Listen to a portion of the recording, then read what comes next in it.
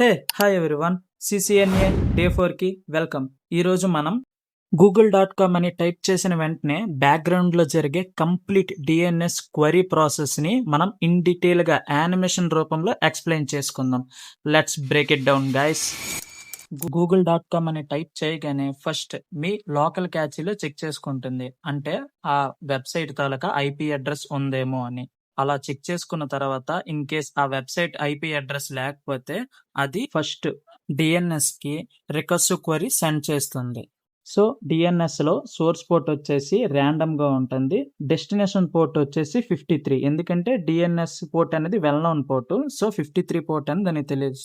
Next మన DNS resolver లో check చేసుకుంటుంది, అక్కడ కూడా ఐపీ అడ్రస్ లేకపోతే సో అప్పుడే రిసాల్వర్ ఇటరేటివ్ క్వరీ రూట్ సర్వర్కి సెండ్ చేస్తుంది.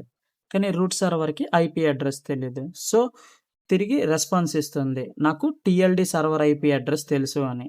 సో నెక్స్ట్ సేమ్ రిసాల్వరే మళ్ళీ ఇటరేటివ్ క్వరీ టిఎల్డి సర్వర్కి పంపిస్తుంది. టిఎల్డి సర్వర్ అంటే టాప్ లెవెల్ డొమైన్ సర్వర్ అనమాట.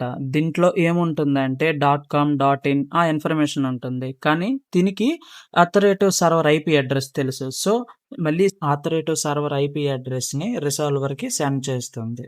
సో ఇప్పుడు రిసాల్వర్ దగ్గర ఆథరేటివ్ ఐపీ అడ్రస్ కూడా ఉంది. So same again iterative query అనేది ఆథరేటివ్ సర్వర్ ఐపీ అడ్రస్కి సెండ్ చేస్తుంది. ఇప్పుడు ఆథరేటివ్ సర్వర్ ఏ అనే రికార్డులో ఐపీ అడ్రస్ పెట్టి రిసాల్వర్కి సెండ్ చేస్తుంది.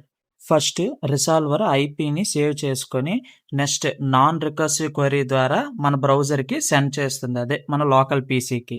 లోకల్ పీసీ నుంచి సో నెక్స్ట్ ఇప్పుడు మీకు ఐపీ అడ్రస్ తెలుసు, సో డైరెక్ట్గా ఐపీ అడ్రస్ ఎక్కడికి మనకు వెళ్ళాలి, వెబ్ సర్వర్కి వెళ్ళాలి. వెబ్ సర్వర్కి వెళ్ళాలంటే అప్లికేషన్ లేయర్ వచ్చేసి హెచ్టిటిపి అయితే 80 అవుతుంది, హెచ్టిటిపిఎస్ అయితే 443 అనమాట. టీసీపీ 3-వే హ్యాండ్ షేక్ ద్వారా మనకి అప్లికేషన్ లేయర్ నుంచి కనెక్షన్ ఎస్టాబ్లిష్ అయ్యి మనకి పేజ్ ఓపెన్ అవుతుంది. అదే హెచ్టిటిపిఎస్ అయితే మనకి టిఎల్ఎస్ హ్యాండ్ షేక్ ఉంటుంది, అది డిఫరెంట్ కాన్సెప్ట్.